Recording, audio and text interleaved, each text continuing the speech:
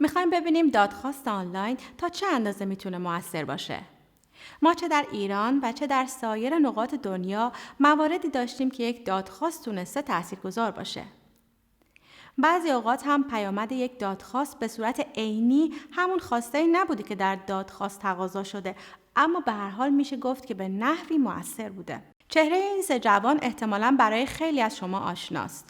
امیرحسین مرادی، سعید تمجیدی و محمد رجبی، اونها 3 نفر از معترضان آبان 98 بودند.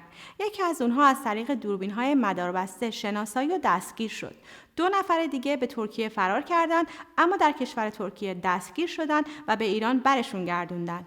قوه قضاییه به فاصله کوتاهی هر 3 نفر رو به مرگ محکوم کرد. بعد از این حکم دادگاه، کارزار بزرگی برای لغو حکم اعدام این 3 جوان در سطح بین‌المللی آغاز شد. هشتگ معروف اعدام نکنید از دل این کارزار بیرون اومد.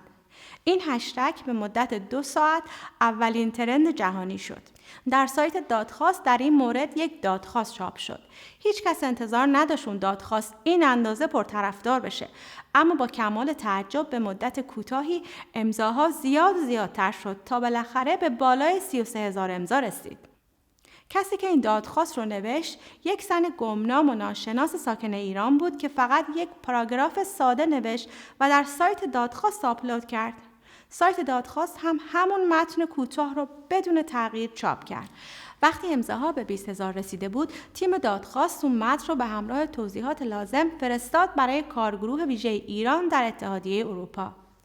اونها هم از طرف پرزیدنت جوزف بورل، کمیسر عالی اتحادیه اروپا، جواب دادند و گفتند موضوع را با مقامات ایرانی پیگیری خواهند کرد.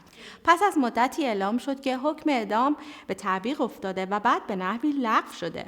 در مرداد 1400 در خبرها بود که قرار این 3 جوان بخشیده بشن.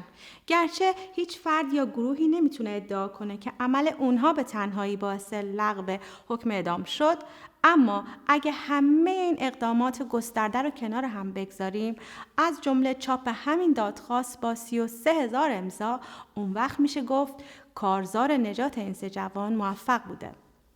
حالا نگاهی بندازیم به یک دادخواست دیگه که میشه گفت اون هم به تعبیری موفق به حساب میاد. این دادخواست درباره یک دختر 8 ساله است به نام دریا. پدر و مادر دریا صرفاً به خاطر اینکه بهایی هستند دستگیر شدند و به زندان عادل‌آباد شیراز برده شدند. کسی که دادخواست رو تنظیم کرده به این خانواده نزدیکه. او تماسش رو با تیم دادخواست حفظ کرد و اونا رو در جریان اخبار مربوط به دریا قرار میداد. تعداد امضاها در قیاس با دادخواست قبلی کمتر بود، بالای 1000 امضا. اما اهمیت این دادخواست در این بود که ما به عینه می‌بینیم بعضی اوقات برای خانواده‌های داخل ایران حتی یک دادخواست هم خیلی اهمیت داره و براشون بسیار معنی داره. نویسنده از تیم دادخواست تشکر کرد و گفت این برای زن و شوهر زندانی خیلی دلگرم کننده بوده و بهشون قوت قلب داده. بعضی اوقات درجه موفقیت یک دادخواست و اهمیت اون درست در همینه که وقتی در فضای عمومی مطرح میشه، وقتی امضاها و حمایت‌ها دیده میشه، همین به خودی خود برای کسانی که موضوع اون دادخواست هستن ایجاد امید و دلگرمی میکنه.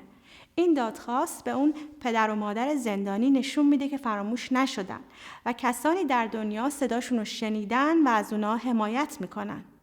ممکنه مشکل بلافاصله حل نشه، اما اون دادخواست موفق شد در مقیاس کوچکی از درد و رنج اونها کم کنه.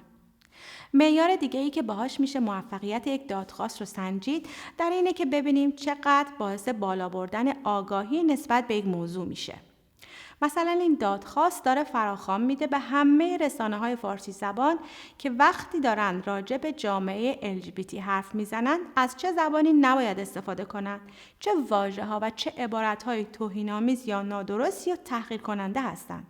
این دادخواست توصیف میکنه که چطور رسانه‌های فارسی زبان بیشتر و بیشتر دارن راجع به موضوعاتی که مربوط به گرایش جنسی افراد میشه یا مربوط به هویت جنسیتی افراد میشه بحث میکنن، اما چون دقیق نیستن معمولاً از اصطلاحات نادرست استفاده میکنن، از واژه‌ها و صفت‌هایی که نه تنها غلط هستن بلکه میتونن آزاردهنده هم باشن. این دادخواست که بالای 800 پشتیبان داشت، تلاش کرد آگاهی درباره موضوع رو بالا ببره و بحثی راجع به زبان و کلماتی رو باز کنه که وقتی داریم راجع به جامعه LGBT و جامعه کویرز بحث می‌کنیم، از چه باید یا نبایدهای استفاده کنیم.